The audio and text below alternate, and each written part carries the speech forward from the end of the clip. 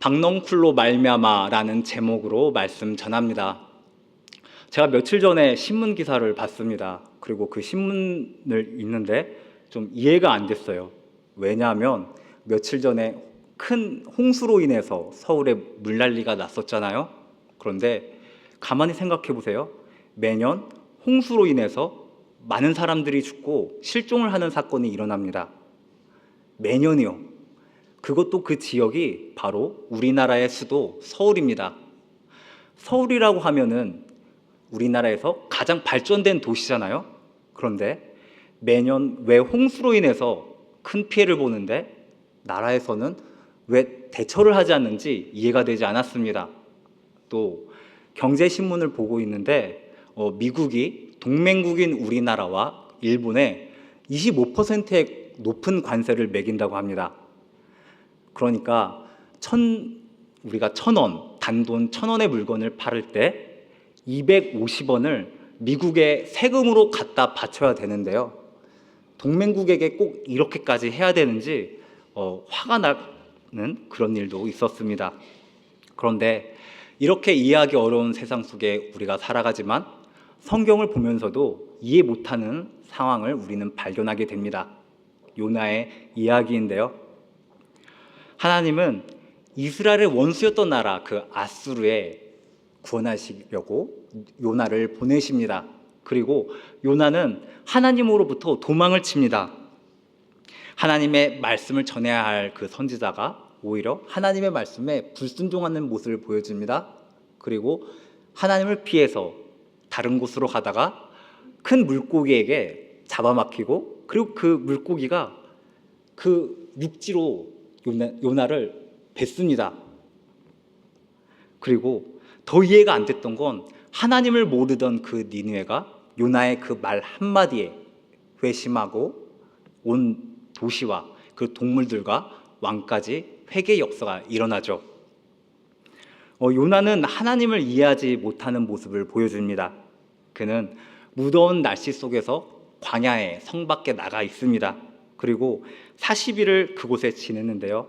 요나는 하나님께 차라리 죽는 것이 낫습니다, 이렇게 말할 정도로, 외칠 정도로 불평불만을 갖고 있었습니다. 내가 이해되지 않는 상황에 분노하는 건 근데 요나만은 아니잖아요. 우리 역시도 마찬가지입니다. 그 분노의 대상은 우리와 가장 가까운 가족 아닌가요? 화장실에서 변기 커버를 올리느냐 그냥 내리느냐, 그리고 치약 뚜껑을 뺐느냐 그리고 다시 끼워 넣느냐, 이 사실만으로 서로 분노를 하고 이해 못하기까지 합니다. 심리학자 말콤 메이슨은 이렇게 말했습니다. 내가 화를 내는 것은 나를 화나게 만든 그 상대방으로 하여금 나에게 독약을 먹게 하는 것과 같다고 말했습니다. 관계에 있어서 우리는 가까운 상대일수록, 가까운 사람일수록 작은 일에 쉽게 상처를 입고 그리고 마음이 상하는 것 같아요. 요나도 마찬가지였습니다. 다른 사람이 아니라, 다른 분이 아니라 하나님께서 이스라엘의 적국인 아수르, 니느웨를 용서해 주신다고요? 요나는 참 화가 났습니다. 하지만 요나서에서 우리는 하나님의 은혜를 발견하게 됩니다. 하나님은 요나와 느느웨 모두를 버리시지 않으십니다. 불평불만을 일삼는 요나와, 그리고 이스라엘을 적대시하고 그리고 하나님을 모르던, 구원받지 못할 것 같았던 느느웨 12만 명을 구원해 주시는 하나님이십니다. 오늘 말씀을 통해 저와 우리 모두를 구원하시는 하나님의 은혜를 경험하시길 소망합니다. 하나님은 불평만 하는 그 요나를 만나 주시는데요. 5절을 보면 요나는 니느웨 성에서 그 밖에서 매우 화가 나 있었습니다. 자신의 미워하는 그 니느웨 사람들을 용서하시려고, 그리고 구원하시려는 하나님이 이해가 되지 않았기 때문입니다. 당시 이스라엘 사람들은 아수르와의 그 전쟁에서 피하고 매우 큰 무력감을 느꼈다고 합니다. 요나 역시 그래서인지 니느웨의 그 멸망을 바라던 사람이었습니다. 우리도 그 일본과 축구 경기를 할 때 일본은 지고 그리고 우리가 이기길 바라잖아요. 그리고 다른 나라가 그 일본과 경기를 했을 때 일본이 지는 것을 바랍니다. 우리는 이것을 보복 심리라고 말하는데요. 우리의 그 부정적인 감정이 먼저 해결되지가 않으면 문제가 생겼을 때 우리는 다른 사람을, 남을 탓하게 된다고 합니다. 이는 1923년 때 그 일제강점기 때 실제로 있었던 일입니다. 일본의 그 간토 지역에 대지진이 일어났는데 일본에서는 그 정부를 향한 그 사람들의 그 불평과 그 불만, 그 혼란을 잠재우기 위해서 우리나라 사람 6천 명을 죽였다고 합니다. 왜냐하면 그 분노의 그 대상이 필요했기 때문이었습니다.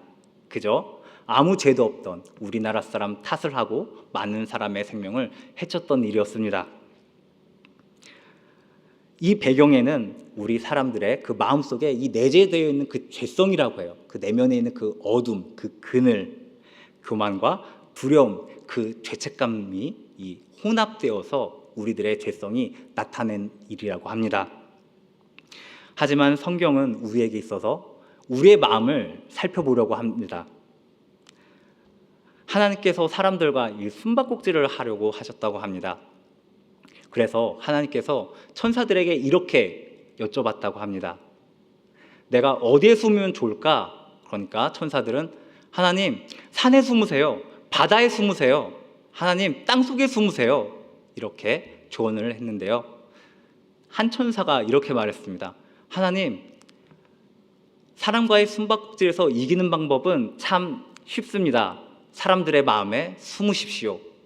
그리고 하나님께서는 우리의 마음속에 숨으셨습니다. 왜냐하면 사람들은 자기의 마음을 살펴보지 않는다고 합니다. 내가 좋을 때는 나의 성공을 기뻐하고, 그리고 내가 안 좋은 일을 당했을 때는 내 마음속이 아니라 다른 누군가를 탓하고 다른 누군가를 살펴보는 그 죄성을 가지고 있기 때문입니다. 성 어거스틴은 밤새 기도하면서 그 죄성을 바라보며 이렇게 기도했다고 합니다. 하나님, 당신은 누구십니까? 그리고 나는 누구입니까? 이 말은 하나님을 알기 위해서는 내가 먼저 나 자신을 알아야 하고, 그리고 나 자신을 살펴볼 수 있을 때, 그때 비로소 하나님을 이해할 수 있다는 말입니다. 안타깝게도 요나는 그러지 못했습니다. 우리는 기도를 통해서 하나님을 만나야 합니다. 나 자신을 알아야 하고요. 그리고 그 은혜 하나만으로 내 마음의 상처를 돌아보고, 그리고 그 회복의 은혜를 경험해야 합니다. 6절부터 8절까지 말씀 읽습니다. 하나님 여호와께서 박넝쿨을 예비하사 요나를 가리게 하셨으니 이는 그의 머리를 위하여 그늘이 지게 하며 그의 괴로움을 면하게 하려 하심이었더라. 요나가 박넝쿨로 말미암아 크게 기뻐하였더니 하나님이 벌레를 예비하사 이튿날 새벽에 그 박넝쿨을 갉아먹게 하심에 시드니라. 해가 뜰 때 하나님이 뜨거운 동풍을 예비하셨고 해는 요나의 머리에 쪼임에 요나가 혼미하여 스스로 죽기를 구하여 이르되 사는 것보다 죽는 것이 내게 나으니이다 하니라. 요나는 니느웨 성이 망하는 것을 보고 싶어서 성 밖에서 있었습니다. 그의 마음에는 오직 니느웨가 망하기만을 바랬어요. 무더운 날씨에 초막을 급히 지었는데요. 그것은 너무 초라했어요. 그런데 그 상황에서 그 뜨거운 동풍을 막아주는 것은 없었습니다. 그리고 자신이 혼자라고 생각했을 때, 그때 하나님께서는 박넝쿨을 예배해 주셨는데요. 그 전에 요나는 자신의 그 초라한 그 천막을 살펴보고 도무지 무너지지 않을 그 니느웨 성벽을 보고 탄식하고 있었습니다. 이 장면에서 요나는 자신이 만든 그 초막에 갇혀버린 그 자신과 물고기 뱃속에 있는 그 요나의 모습과 비슷한 모습을 보여줍니다. 하지만 하나님께서 요나에게 이 부정적인 감정을 갖게 한 것은 요나에게 회개의 기회를 갖게 하시기 위함이었습니다. 우리가 이 죄인을 용서하여 주시옵소서 이렇게 하나님께 기도할 때 어두운 이 마음의 그늘을 하나님 앞에, 십자가 앞에 내려놓을 수가 있습니다. 우리가 내려놓지 않으면 우리가 품고 있는 그 우상이 되어서 거룩하신 하나님께서 우리를 품으실 수가 없습니다. 하나님께서는 누구보다 우리를 사랑하시는 분이십니다. 하지만 내가 하나님보다 더 사랑하는 무언가를 마음속에 품고 있다면 하나님께서는 우리를 안아주시지 못합니다. 그래서 반구적이라는 말이 있습니다. 나에게 죄가 있다면, 그리고 나의 마음에 부정적인 감정이 있다면 그 상황 속에서 남을 탓하는 것이 아니라 나 자신을 돌아봐야 합니다. 내가 무엇보다도 하나님보다 사랑하는 것을 내려놔야 되죠. 리차드 리버의 그 책임적 자아라는 책을 보면요, 책임적 자아란 내가 안 좋은 상황에 처했을 때 나의 고통보다도 타인의 그 유익을 구하는 마음을 바로 우리는 책임적 자아라고 말합니다. 그런데 우리는 성경에서 이 모습을 예수님에게서 발견할 수 있습니다. 우리를 위해서 희생하시고 그리고 섬겨주시는 모습, 우리의 죄를 사해 주시기 위해 골고다 언덕으로 올라가시는 그 예수님의 모습에서요, 우리가 죄인임을 인정할 때 그때 주님이 우리에게 찾아와 주십니다. 죄인이 아닌 그 성도로 변화된 그 자의 모습은요, 우리가 그 교육 시간에 그 배웠던 철로 역정 크리스찬의 그 모습에서 볼 수 있습니다. 크리스찬은 그 등에 그 죄의 짐을 메고서 가고 있었어요. 근데 기억나시나요? 그 장면 떠오르시나요? 크리스찬에게 그 죄의 짐이 내려지는 그 순간, 그때 비로소 주님의 십자가가 보입니다. 우리는 크리스찬처럼 선택할 수가 있습니다. 죄의 짐을 내려놓을 것인가? 아니면 내가 죄의 도시에 머무를 것인가? 그것도 아니라면 영원한 그 기쁨을 누리기 위해서 하나님을 선택할 길인가를 우리 역시 크리스찬처럼 믿음의 행동을 보여줄 수가 있습니다. 내 안에 계신 하나님을 바라볼 때 그분은 내 짐을 대신 짊어주십니다.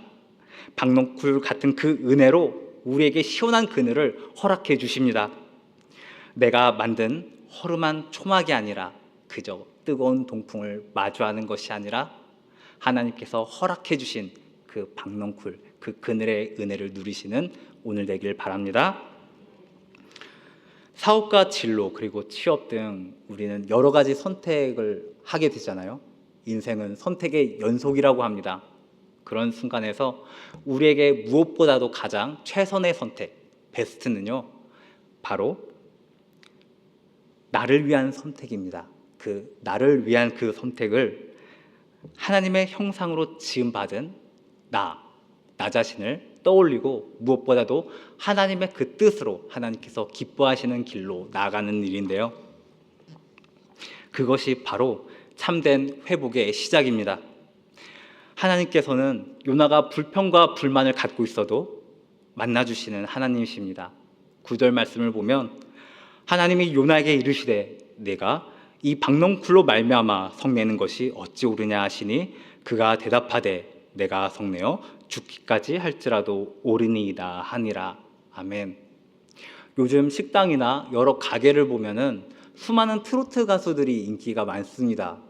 그리고 그 분들뿐만 아니라 김창옥 교수님 그리고 박은영 박사처럼 사람들의 그 아픔과 슬픔을 대변해주고 그리고 공감을 잘해주시는 이 분들도 대중분들에게 많은 인기를 얻고 계시는데요, 이분들은 무엇보다도 단순한 그 말 한마디가 아니라 진심으로 상처받은 그 심령, 그 마음을 헤아려주고 이해해주고 있기 때문입니다. 그에 비해 우리는 종종 타인을 이해 못할 때가 참 많습니다. 나의 감정조차 내가 어떠한 마음을 품고 있는지 제대로 이해하지 못하기 때문인데요. 그런데 자신의 부정적인 감정만 억누르게 되면요, 나에게 스트레스가 계속해서 쌓이게 됩니다. 그리고 그것은 정서적으로 나를 괴롭게 만들고, 또 스트레스는 만병의 원인이라고 하지 않습니까?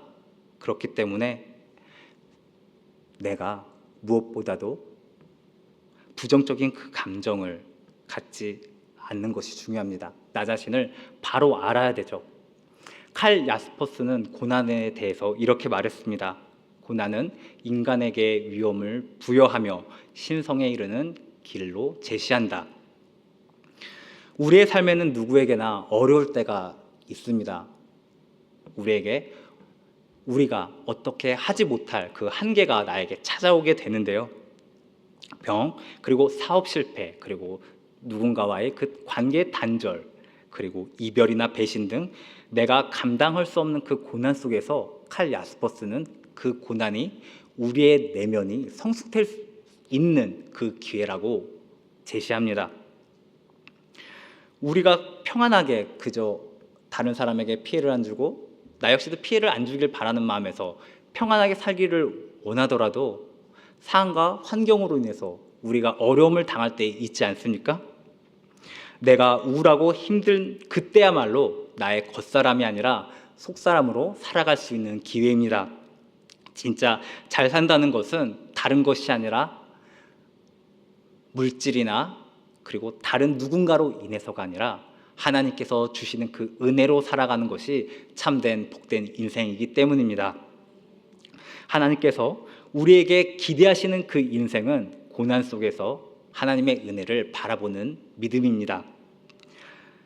내가 불행하다고 여겨질 때 하나님께서 나에게 예비해 주신 그리고 이미 주신 복을 찾으며 믿음의 그 눈으로 살아가시는 우리 되기를 바랍니다. 말씀드렸다시피 우리가 살다 보면은 광풍과 같은 안 좋은 일이 우리를 찾아오게 됩니다.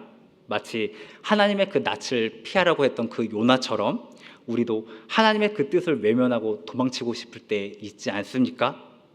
우리 역시 그런 일을 겪을 때 큰 흔들림을 경험하게 되는데요. 예수님께서는 제자들과 그 배 위에서 풍랑을 마주하셨을 때 잠잠하라! 이렇게 말씀하셨습니다. 바로 단 한마디였는데 그 풍랑은 잠잠해졌습니다. 그 사건은 예수님께서 살아계신 그 하나님의 아들이심을 나타내셨고요. 그리고 야곱의 인생에서도 야곱이 마음이 참으로 어렸을 때 내가 지금까지 얻었던 누렸던 모든 것을 내려놔야 한다고 생각했을 때 하나님께서 찾아와 주십니다. 창세기 32장 26절입니다. 야곱이 이르되 당신이 내게 축복하지 아니하면 가게 하지 아니하겠나이다. 형 에서와의 그 만남을 이제 걱정하며 그리고 나아가고 있는 그 야곱은 하나님의 사람과 씨름을 하게 되는데요. 그 씨름에서 야곱은 환도뼈가 다치게 됩니다. 여기 있는 그 뼈가 다치게 되면은 야곱은 더 이상 제대로 걷기란 힘든 그런 상황에 처하는데요. 바로 그 순간 야곱에게 있어서는 은혜를 경험하는 그 터닝 포인트가 됩니다. 그는 더 이상 도망자 야곱이 아니었어요. 그는 이제 하나님과 겨루어 이긴 자 이스라엘의 칭호를 받게 됩니다. 저는 그 아파서 한 달간 누워 있을 때가 있었습니다. 그때는 예수님을 온전히 믿지 못한 때였는데요. 막연히 신을 찾는 저에게 하나님께서 찾아와 주셨습니다. 아무것도 보이지 않았고 그리고 나에게 희망과 소망이 없다고 느껴졌을 그때 하나님께서는 제게 하나님의 비전을 제시해 주셨습니다. 하나님의 그 만남은 우리에게 있어서 소망이 되고 또한 그 절망의 순간은 오히려 우리에게 있어 새로운 길로 가는 그 문이 되어 주십니다. 우리가 때로는 그 기도의 응답과 그리고 내가 하나님께서 주신 그 선물이라고 여겨지는 것들이 있지 않습니까? 때로는 내가 생각했던 나의 소유가 사라질 때 알고 보니 우상이었던 그 존재가 사라질 때 하나님의 은혜가 비로소 시작이 됩니다. 9절 말씀 읽습니다. 하나님이 요나에게 이르시되 내가 이 박농풀로 말미암아 성내는 것이 어찌 옳으냐 하시니 그가 대답하되 내가 성내어 죽기까지 할지라도 옳으니이다 하니라. 노아 이야기를 잠깐 해드리려고 합니다. 성경에 나온 이야기가 아니라 설화의 내용인데요. 하나님께서 노아가 우물을 보게 하셨어요. 우물이 붉어지면은 하나님께서 비를 내려주신다고 말씀하셨는데요. 노아는 이 방주를 짓고서 그 매일매일 우물만 보고 있었다고 합니다. 그 사실을 아는 이제 마을의 악동들은 이렇게 속삭여서 야야, 우리 요나 할아버지 좀 속여보자. 우리 우물에다가 붉은 물감을 한번 타볼까? 그리고 악동들은 요나가 없을 때 우물로 가서 붉은 물감을 풀었습니다. 다음날 노아가 우물로 나와보니까 깜짝 놀랐어요. 왜냐하면 우물이 붉게 변했고 하나님께서는 이미 이제 물로 큰 심판을 하실 거라고 믿었기 때문입니다. 그래서 노아는 방주로 허겁지겁 달려가서 방주의 문을 닫았습니다. 그 모습을 본 악동들은 깔깔 막 웃으면서 하하하 막 노아를 조롱하고 그리고 비웃고 그리고 손가락질하면서 저거 봐 하면서 매우 즐거워했습니다. 그런데 그날 하나님께서는 비를 내리셨습니다. 모든 노아와 그 가족들만 제외한 모든 생명체가 죽을 때까지요. 하나님께서 일하시는 방법은 우리가 생각했을 때 이해가 못할 때가 많은데요. 하나님께서는 참 오묘하신 방법으로 하나님의 말씀을 이루시는 신실하신 분입니다. 누가복음 15장에는 또 탕자의 비유가 나옵니다.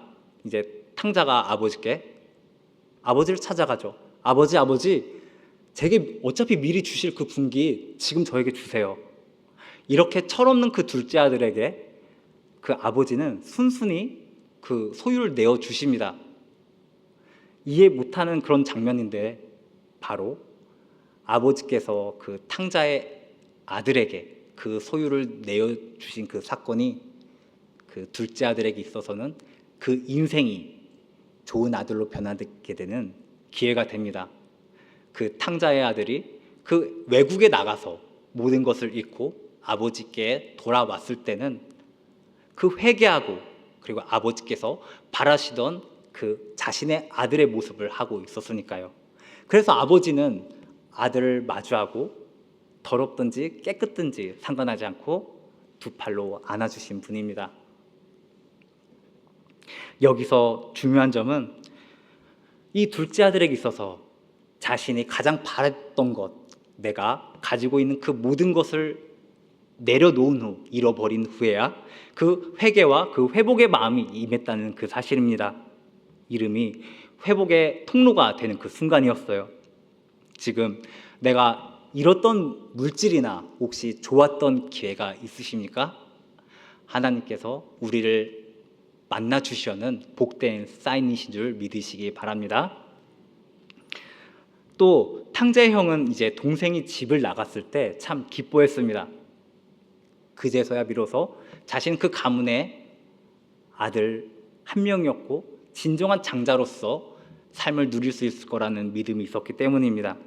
그래서 동생이 돌아왔을 때 그는 기뻐하지 못하고 화가 많이 났습니다. 직접적인 손해를 입은 것도 아니지만 자신이 받은 것보다 앞으로 동생이 받을 그 은혜가 커져만 보였습니다. 이 모습은 그리고 우리가 요나의 모습에서 발견할 수 있습니다. 요나가 니네가 회개해서 하나님의 그 구원함을 이해하지 못하고 불편한 마음을 가진 그 모습에서요. 요나는 하나님의 마음을 이해하지 못하고 있는데요. 무엇보다도 하나님께서 어떠하신 분을지 이해하지 못하고 있습니다. 시편 86편 15절을 보면요. 하나님께서는 긍휼이 많으시고 은혜로우시며 노하기를 더디하시며 인자와 진실이 풍성하신 하나님 되어주십니다. 하나님은 우리가 이해하지 못하는 그 방법으로 죄인에게 은혜를 베풀어 주시고요. 그런 이해하지 못하는 방법으로 우리를 구원해 주신 분입니다. 또 로마서 5장 8절입니다. 우리가 아직 죄인 되었을 때 그리스도께서 우리를 위하여 죽으심으로 하나님께서 우리에 대한 자기의 사랑을 확증하셨느니라. 하나님께서는 자신의 하나뿐인 그 아들을 이 땅에 보내주시고요. 그리고 예수님으로 인해서 예수님을 통해서 우리를 구원해 주셨습니다. 니느웨는 하나님을 섬기지 않는 나라였습니다. 폭력과 그 정복을 당연시 여기는 나라였습니다. 그런데 요나가 전한 그 40일이 지나면 니느웨가 무너지리라 이 말 한마디에 요나가 제대로 그 복음을 전했을까요? 니느웨 사람들이 다 들을 수 있도록 40일이 지나면 니네가 무너지리라 이렇게 전했을까요? 40일이 지나면 니네가 무너지리라 이렇게 대충 전하지 않았을까요? 사흘 길을 걸어야지 다 돌 수 있는 그 니느의 그 성을 한나절 만에 니느의 심판을 전한 것이 요나였습니다. 그런데 놀라운 일이 일어났습니다. 온 성읍이 하나님을 믿고 회개합니다. 그리고 온 백성이 회개하니까 왕까지도 굵은 베옷을 입고 동물들까지도 굵은 베옷을 입히고 그리고 금식을 하게 하죠. 이해가 되십니까? 전 사실 이해가 안 됐습니다. 왜냐하면 사실 우리 역시 죄를 짓고 날마다 살아가는데 날마다 회개하시나요?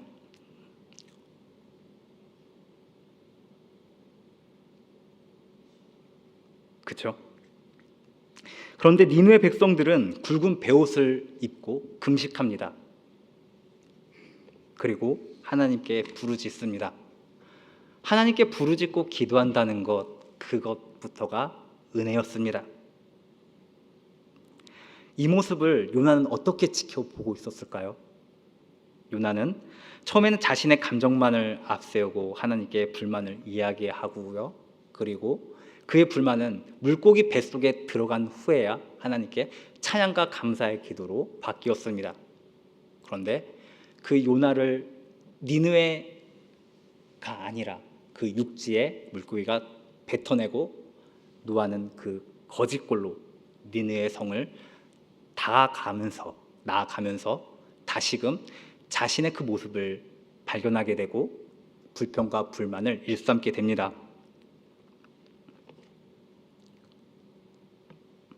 이 장면은 우리에게 기도란 어떤 것인지 그 본질을 보여주는데요. 기도란 연주에 있어서 튜닝과 같습니다. 이 악기라는 게 튜닝을 하면은 한 번 하면 끝이 아니라 날마다 그 조율을 해야 되잖아요. 우리가 바로 그 악기와 같다는 거죠. 나는 하나님 앞에 올바른 것 같은데 때로는 하나님 보시기에는 그렇지 못하는 그런 상황이 많습니다. 튜닝이란 나의 소리를 기준 삼는 것이 아니라 하나님의 그 마음에 나의 마음을 조율해야 합니다. 하나님께서 말씀하고 계시는데도 우리의 마음속에 하나님을 향한 그 마음이 없다면, 하나님께서 조율해 주시지 않는다면 우리는 요나처럼 하나님께 그리고 다른 나를 사랑하는 누군가에게 죽고 싶습니다. 이렇게 고백할 수 있을지 모릅니다. 원망과 불평이 지배하는 하루는 불행할 수밖에 없어요. 기뻐할 수가 없으니까 아무런 미래가 보이지 않습니다. 그럴 때 우리에게 필요한 건요, 반대 정신이 필요합니다. 잠에서 깨어나고 싶지 않을 때 더욱 일어나야 됩니다. 하나님을 찬양하고 싶지 않을 때 더 하나님을 찬양하고요, 기도하기 어려울 때 더 하나님께 무릎 꿇어야 됩니다. 말씀이 듣기 너무 싫을 때 있잖아요. 그저 대중가요로서 나의 스트레스를 풀고 싶을 때, 그때 대중가요가 아니라 세상의 메시지가 아니라 하나님의 그 말씀을 우리는 듣고 묵상을 해야 합니다. 그런데 이 영성은 하루아침에 되는 것은 아닙니다. 그리고 나 혼자의 힘으로, 나의 능력으로 더욱더 할 수 있는 것은 아니죠. 규칙적인 기도와 그리고 하나님께서 그 주시는 그 마음, 그 은혜, 그 그리움으로 우리는 믿음의 훈련, 반대정신을 훈련할 수가 있습니다. 그 그리움은 우리가 하나님과의 그 깊은 만남으로 이끄는 그 열쇠가 됩니다. 혹시 내 자신이 마치 요나처럼, 물고기 뱃속의 그 요나처럼, 그리고 허름한 초막 안에 있는 것 같이 여겨진다면 그 믿음의 문턱을 밟고 나아가시길 바랍니다. 요나서는 하나님께서 누구의 기도든 그리고 어떠한 기도든 들어주시고 그리고 구원받기를 원하는 그 모든 백성을 구원하시려는 하나님의 그 은혜를, 그 마음을 나타내 주시는 선지서인데요. 예를 들면요, 작은 소형차가 있어요. 작은 차가 1톤 차가 있습니다. 근데 그 차가 나에게 쾅 하고 부딪혀요. 그 차를 부딪히면은 우리가 어떻게 되죠?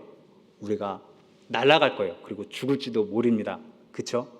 1톤 차가 부딪히기만 한다라고 하더라도 그저 60km로 다가서 나와 터치만 하게 되더라도 우리는 죽을 수가 있는데, 천지를 창조하신 하나님께서 우리를 찾아와 주시고 그리고 터치해 주시는데 어떻게 겉사람이 죽지 않을 수 있겠습니까? 어떻게 우리의 속사람이 살아나지 않을 수 있을까요? 하나님께서는 박넝쿨을 통해서 그리고 요나서를 통해서 자신의 마음을 알려주려고 하십니다. 우리가 거룩하신 하나님을 뵈면 죽을까 봐 우리를 너무 사랑하셔서 성경 66권으로 하여금 하나님의 그 마음 그리고 그 구원으로 이르는 그 길을 인도해 주시는 분이 우리 하나님이십니다. 우리는 오늘 말씀으로 하나님의 그 긍휼과 사랑의 깊이를 엿볼 수가 있는데요, 우리의 겉사람이 깨어질 때 하나님의 사랑을 깊이 경험할 수 있습니다. 11절 읽고 말씀 맺습니다. 하물며 이 큰 성읍 니느웨에는 좌우를 분별하지 못하는 자가 12만여 명이요 가축도 많이 있나니 내가 어찌 아끼지 아니하겠느냐 하시니라. 아멘. 유진 피터슨의 그 메시지 성경을 한번 이렇게 봤어요. 하나님께서 요나에게 말씀하십니다. 요나야, 원래 그늘 없었잖아. 잠시 만들어졌다가 그 사라진 그 그늘 때문에 네가 나한테 이렇게 불평하고 불만을 일삼는데 내가 어떻게 한 사람이 아니라 12만 명이나 되는 구원받지 못할 그 죄인들이 나에게 기도하고 회개하는데 내가 어떻게 기뻐하지 않을 수 있겠니? 하고 요나를 타이르십니다. 그렇지만 요나는 니네 사람들이 은혜 받는 것을 견딜 수가 없었습니다. 내가 아니라 다른 사람의 하나님께 사랑받고 그 구원받는 것이 마음에 들지 않았습니다. 하지만 하나님은 요나를 책망하시고 그리고 무엇보다도 우리는 이 모습을 나 자신에게서 발견할 수가 있습니다. 내가 사랑하는 그 누군가가 누군가보다 나를 사랑하기를 원하고, 그리고 또 하나님께서 나에게 다른 사람이 그 받지 못하는 성령의 그 은사와 선물을 받기를 원하는 것이 솔직히 우리의 모습 아닙니까?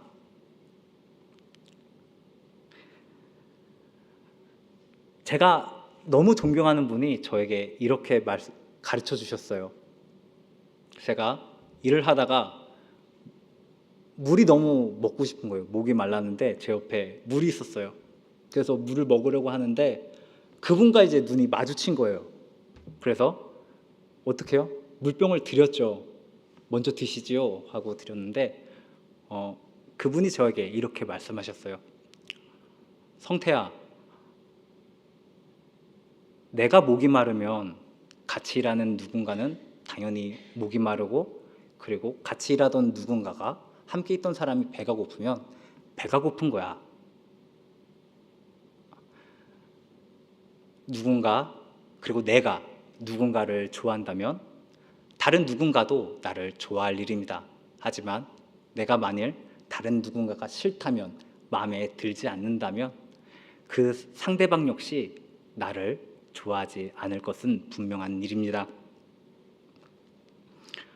나 스스로 선하다고 여겨져도 하나님 보시기에는 그렇지 못할지도 모릅니다. 우리는 쉽게 누군가를 정죄하지만 그것이 옳다고 여겨지지만 하나님께서는 언제나 미움의 원망의 눈이 아니라 긍휼의 눈으로 사물을 우리를 바라봐 주시는 분이니까요. 요나처럼 사라진 박넝쿨만 바라보는 우리가 되진 않았으면 좋겠습니다. 그저 내가 최선을 다해 지었지만 허름한 그 초막을 바라보는 것이 아니라, 비참한 현실에 슬퍼하고 좌절하고 절망하는 것이 아니라 하나님께서 주실 더 큰 축복을 기도하고 소망하며 기대해 보면 어떨까요? 지금 당장에 어려운 일이 있다면 마음이 흔들리지 않으시길 바랍니다. 그 마음의 중심에 하나님을 꼭 찾으시길 바랍니다. 하나님께서 주실 그 은혜와 축복을 바라보면서 금방 사라지는 박넝쿨 같은 내 것이 아니라 절대 사라지지 않을 영원한 하나님께서 주실 영원한 내 것을 기대하고 기도하며 소망하는 저와 성도님들 되시길 주님의 이름으로 축원합니다. 아멘.